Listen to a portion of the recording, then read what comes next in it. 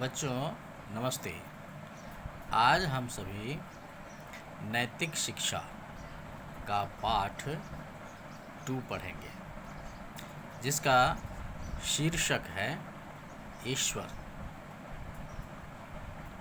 ईश्वर के बारे में इस पाठ में बताया गया है। ईश्वर के कई नाम हैं और ये सभी नाम ईश्वर के गुणवाचक हैं। कोई इसे भगवान, अल्लाह, गॉड आदि कह करके पुकारता है। ये सभी नाम पर्यायवाची हैं, लेकिन है सभी एक ही सत्ता। ये जितने भी नाम हैं एक ही सत्ता को बताने वाले हैं। तो देखिए, इस पाठ में बताया जा रहा है कि ईश्वर स्वामी को कहते हैं। ईश्वर स्वामी अर्थात मालिक को कहते हैं। ईश्वर संसार का स्वामी है। स्वामी का अर्थ मालिक, संसार का मालिक है। ईश्वर ने संसार को बनाया है। ईश्वर ने ही इस संसार को बनाया है, इस पूरे ब्रह्मांड को बनाया है। नदी, पहाड़, पर्वत, पेड़ पौधे, पशु पक्षी, जितने भी जीव जंतु हैं, इन सब को बनाने वाला ईश्वर है। ईश्वर ही इसे पाल रहा है, वह ही इसे समाप्त करता है। ईश्वर ही इसका पालन कर रहा है और अंत में यह नष्ट कर देता है, समाप्त कर देता है। पौधे उगते हैं, फूलते हैं, फलते हैं, अंत में नष्ट हो जाते हैं। संसार इस नियम में चल रहा है। इस तरह से पौधे उगते हैं, बड़े होते हैं, उसमें फूल लगते हैं, फल लगते हैं, फिर एक दिन वो नष्ट हो जाते हैं। इसी तरह से यह संसार भी बच्चे चल रहे हैं। ईश्वर बड़ा दयालु है। ईश्वर कैसा है? दयालु है। वह सब पर दया करता है। देखो, दयालु कैसे है परमात्मा। आपने एक बीज बोया और उस बीज से अनेक फल हमें परमात्मा दे देते हैं, तो परमात्मा दयालु है। एक आम की गुठली को आपने मिट्टी में लगाया, वह पौधा से पेड़ बना और उस पेड़ में अनेकों आम लग जाते हैं, तो हमें आम प्राप्त हो जाते हैं। इसलिए परमात्मा दयालु है। वह सब कुछ देता है, सब कुछ वही देता है। वह न्यायकारी है। न्यायकारी मतलब सबके साथ न्याय करता है।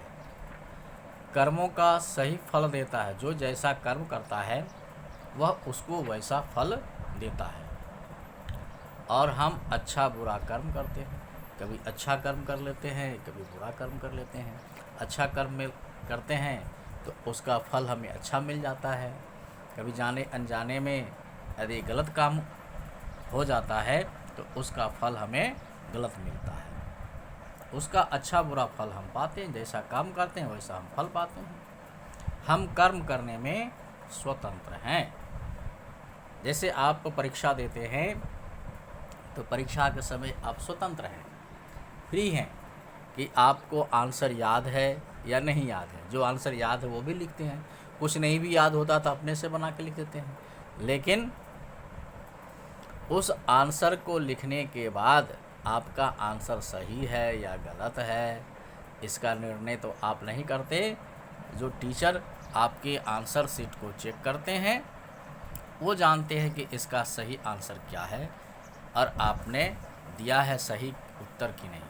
उसके आधार पर आपको मार्क्स मिलते हैं।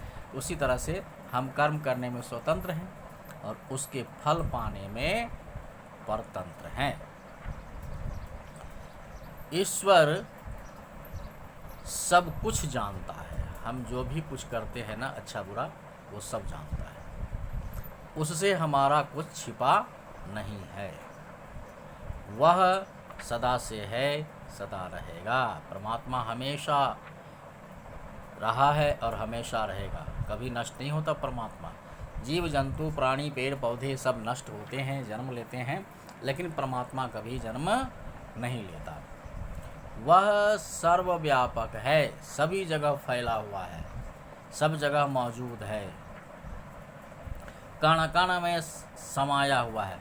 कण कण में संसार के हर एक वस्तु में, हर जगह परमात्मा मौजूद है, इसलिए वह कण कण में समाया हुआ है। सारा संसार उसमें है, वह सारे संसार में है, और इस ईश्वर का निज नाम ओम है।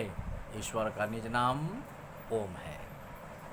अब अभ्यास देखते हैं बच्चों। देखिए अभ्यास में नीचे लिखे शब्दों से रिक्त स्थानों की पूर्ति करें। शब्द इसमें दिया हुआ है, देखिए, ओम, ईश्वर, स्वतंत्र, स्वामी, कर्म। अब इसको भरना है, तो मैंने इससे पहले ही भर दिया है आपकी सुविधा के लिए। आप इसे देखिए। नंबर 1 ईश्वर खाली जगह को कहते हैं, तो आंसर यहाँ पर लिखा हुआ है, स्वामी को कहते हैं। नंबर 2 हम अच्छा बुरा खाली जगह है करते हैं, तो यहाँ पर कर्म है लिखा हुआ, क्योंकि मैंने पहले आंसर लिख दिया है। ये देखिए, ये कर्म है, यहाँ कर्म लिखा गया है। हम कर्म करने में खाली जगह है, तो यहाँ देखिए स्वतंत्र है, तो यह स्वतंत्र यहाँ पर लिखा गया, तो हम कर्म करने में स्वतंत्र हैं। नंबर 4 ईश्वर का निज नाम, खाली जगह है, क्या है ईश्वर का निज नाम? यहाँ देखिए लिखा हुआ है ओम, तो यहाँ हमने ओम लिख दिया है। आगे है ईश्वर संसार को नियम में चला रहा है, खाली जगह संसार को नियम में चला रहा है, यहाँ ईश्वर है। तो इस तरह से बच्चों आपने नैतिक शिक्षा का दूसरा पाठ पढ़ा। हमें उम्मीद है कि आपको यह पाठ अच्छा लगा होगा।